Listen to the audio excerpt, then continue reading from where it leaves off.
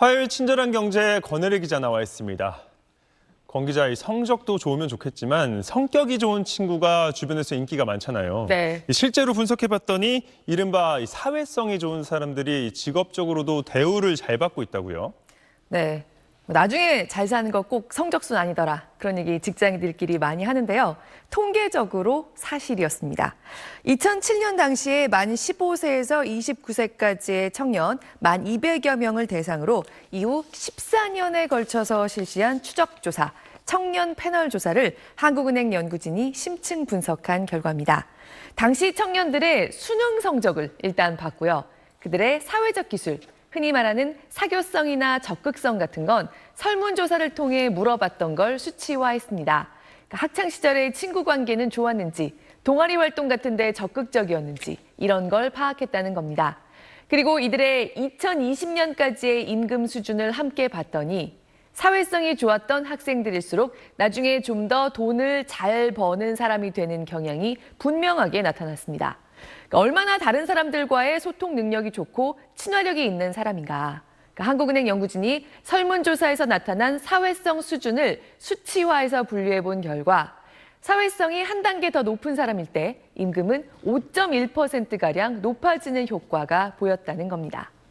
네, 보통은 그래도 이 공부 잘했던 사람들이 더 잘 살게 되더라, 이런 생각하는 분들도 많을 것 같은데요.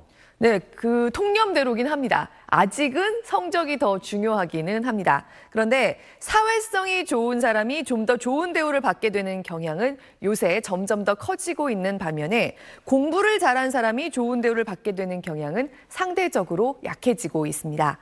이번 분석을 2007년에서 2015년까지로 좁히면 사회성이 한 단계 더 높아질 때 임금은 4.4% 더 많아지는 데 그친 반면에 2016년부터 20년 사이에는 5.9% 더 많아지는 걸로 증가했습니다. 반면에 수학능력시험 성적 순으로 그러니까 전통적인 의미의 똑똑한 사람, 인지적 능력이 높은 사람이라고 봤을 때요. 인지적 능력이 한 단계 더 높아질 때 2007년부터 15년 사이에는 임금 수준이 10.9% 더 높아지는 경향이 보였거든요. 사회성보다 성적 좋았던 게 좀 더 고소득이 되는데 영향이 더 크기는 했다는 거죠. 그런데 2016년에서 2020년 사이로 오면 이게 9.3%로 낮아집니다. 여전히 학교 성적이 중요하지만 추세로 보면 그 중요성이 점점 작아지고 있는 경향은 의미 있게 나타났다는 겁니다. 100대 기업들이 얘기해온 인재상의 변화 추이도 이런 분석 결과를 뒷받침합니다. 100대 기업이 사람을 뽑을 때 바라는 7가지 능력 중에서 2008년만 해도 전문성이 2위를 차지했습니다. 그런데 2023년이 되면 전문성은 7가지 중에 6위로 내려앉습니다. 반면에 소통과 협력을 잘하는 사람인지가 3번째로 중요하게 보는 항목으로 올라섭니다. 네, 요즘 이 직업에 대한 얘기를 해보면은 인공지능을 빼놓을 수가 없잖아요. 네. 이 인공지능의 영향력이 커질수록 소통 능력이 더 중요해질 거다, 이런 연구가 있네요. 네, 이 표는 직업을 5가지 유형으로 분류하고요. AI, 산업용 로봇, 그리고 소프트웨어들, 그런 것들로 얼마나 대체되기 쉬운 유형인가. 미국 스탠포드 연구진이 지난 2020년에 분석해 본 건데요. 그냥 딱 봐도 4번째 줄에 있는 기호들만 모두 0 아래 왼쪽에 있습니다. 이 직업 유형이 AI로든 로봇으로든 소프트웨어로든 제일 대체되기 힘들다는 얘기입니다. 바로 일이 반복적이지 않고 대화 능력, 대화 기술이 중요한 일들입니다.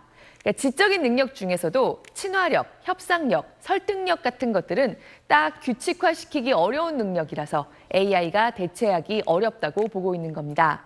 반면에 지금까지 우리가 보통 저 사람 똑똑해 할 때 얘기하는 자질, 인간의 분석력이 중요한 일은 AI에 대체될 가능성이 이 표에서 보시는 것처럼 편하게 높습니다. 실제로 사회성이 좋은 사람들에게 유리한 일자리가 14년 전에는 우리 사회에서 49% 수준이었다면 최근에는 56%까지 늘어난 걸로도 추산됐습니다. 그러니까 세계적으로도 비슷한 현상이 나타나고 있고 AI의 발전과 함께 더욱 가속화될 분위기라는 전망입니다. 2017년 미국 하버드대 연구진은 미국 노동시장에서는 사회적 능력이 필요한 직업의 비중이 증가했을 뿐만 아니라 사회적 능력을 갖춘 근로자들이 더 높은 임금을 가졌으며 최근 이러한 임금 보상이 더욱더 증가했음을 밝혔습니다.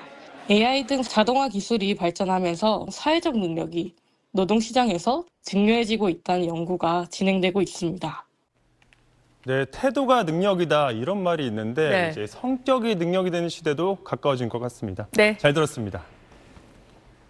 네, 친절한 경제 시간입니다. 오늘도 권혜리 기자와 함께하겠습니다. 기자 안녕하세요. 안녕하세요. 네, 요즘 들어서 요즘이 아니죠. 이제 꽤 몇 년 사이에 월급으로 집 하나 살려면 정말 꿈 같은 이야기가 되고 그렇다고 가처분 소득이 느는 것도 아니고 이렇게 자꾸 내가 열심히 일한다고 해서 내가 앞으로 더 잘 살 수 있다 이런 희망이 좀 사라지고 있잖아요. 네, 좀 그렇죠. 그렇죠. 부의 사다리가 없다 이런 절망감까지 나오고 있는 그런 분위기 같은데 네. 이런 절망감이 사회에 미치는 영향도 적지 않겠죠. 네, 반대로 그런 것도 있을 것 같습니다. 네. 그래서 같이 곰곰이 생각해 보면 좋을 조사 결과가 하나 나와서요. 오늘 공유해 보려고 합니다. 네. 사실 정말 부의 사다리가 끊겼는지 이걸 진짜 제대로 보려면 많은 가족들을 최소한 수십 년 동안 지켜봐야 하죠. 그러니까 서구에는 50년 넘게 한 가족을 지켜보는 경우도 있지만 우리나라는 그런 장기간의 데이터 자체가 아직 없습니다. 가장 오래된 믿을 만한 조사는 25년 전에 시작됐거든요. 1998년에 도시에 사는 5천 가구를 추적하기 시작해서요. 그 집의 아이들이 커서 분가하고 자녀를 낳으면 그 사람들한테 가서 또 물어보고 새로운 가족들도 추가하고 그렇게 해서 모두 12,000가구의 상황을 이제 매년 살피고 있는데요. 이 자료를 바탕으로 우리나라에서 부의 대물림, 정말로 어떤 수준인가 파악해본 연구가 한국노동연구원에서 나왔습니다. 재밌겠네요. 네. 정말 시간이 갈수록 개천에서 용납하기 어려운 상황입니까? 어떻습니까? 네, 그렇기는 합니다. 그런데 실제로 지난 25년간을 추적해보니 그 반대로 눈에 띄는 부분도 하나 있었습니다. 지금의 20대부터 40대 초반까지, 그러니까 80년생 이후는요, 25년 전에 시작된 조사에서 이게 가능합니다. 내가 14살 때 우리 집 형편이 어땠다, 주관적으로 기억하는 수준과 실제로 당시 그 사람 집의 형편이 객관적으로 어땠는지 이걸 나란히 놓고 볼 수가 있잖아요. 그렇게 봤습니다. 그랬더니 네, 실제로 가장 가난했던 하위 20% 집의 아이들보다 상위 40%까지 아이들이 자라서 첫 번째 일자리 이후에 3년간 확실히 좀 더 고소득인 추세는 분명합니다. 그런데 아래로부터 60%, 그러니까 우리 사회에서 딱 중간 정도 소득의 가정까지는요, 부모의 과거 실제 소득 차이가 자녀의 소득 차이에 미치는 영향이 별로 보이지 않았습니다. 흔히 생각하는 것과 달리 부모의 소득 차가 성인이 된 자녀의 삶에서 크게 의미가 없었다는 겁니다. 95년생, MZ세대까지도요. 그런데 어디서 차이가 크게 났느냐? 우리 집이 평균보다 훨씬 가난했다고 주관적으로 자신의 어린 시절이 아주 힘들었다고 느끼는 경우에는요. 우리 집은 그냥 보통이었다. 혹은 우리 집이 좀 빠듯한 편이긴 했지. 이 정도로 기억하고 있는 사람들보다 확실히 임금이 낮은 추세가 보였습니다. 그러니까 한마디로 지금의 2030들. 실제로는 많이 가난했다고 하더라도요. 괜찮았어. 또는 우리 집이 그렇게까지 나쁘지는 않았어. 이렇게 상대적인 박탈감을 덜 느끼면서 자란 경우에는요. 실제 나중에 임금 수준, 노동시장에서 그 사람의 성과도 더 괜찮을 수 있었다는 해석이 조심스럽게 가능한 결과입니다.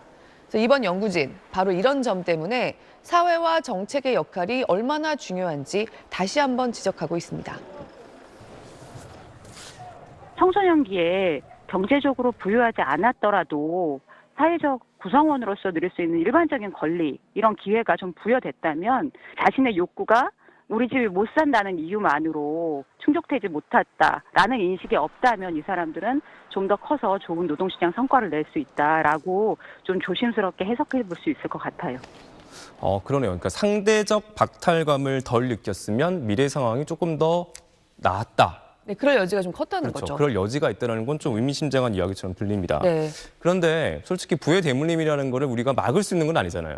그렇잖아요. 이게 어차피 굳어진다 하더라도 아까 우리 얘기했던 이런 거 보면은 좀 변화를 줄 수 있는 여지는 좀 있어 보이는 것 같기도 합니다. 네, 좀 흔들어 볼 수 있는 변화의 여지를 우리가 만들 수는 있지 않을까 이렇게 생각해 볼 수 있는 거죠. 네. 사실 부의 대물림이 점차 뚜렷해지고 있는 거는 맞습니다. 이번 조사에서도 보면 지금 2030이 14살이었을 때 아버지의 소득을 10개 구간으로 좀 더 잘게 쪼개보면요. 상위 10% 가정에서 자란 사람의 초기 임금은 하위 10%를 대체로 33%나 웃돌았습니다. 저성장 시대로 접어들면서 일단 소수의 대기업 정규직 일자리와 나머지 일자리의 임금 양극화가 뚜렷해졌는데요. 그럼 그 소수의 일자리가 누구에게 돌아갔느냐? 일단 거의 대부분의 청소년이 대학을 가는 나라에서 학력 차이 영향은 그리 크지 않았습니다.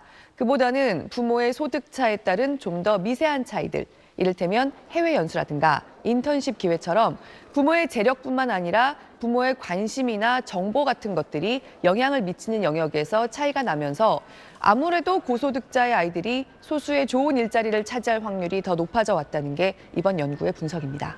근데 이런 차이를 아주 없앨 수야 없겠지만요. 다양한 아이들에게 경험의 기회를 좀 더 제공해주는 공교육이나 정책이 변화를 좀 더 가져올 수 있다는 생각도 해볼 수가 있는 겁니다. 네, 오늘도 잘 들었습니다. 고맙습니다.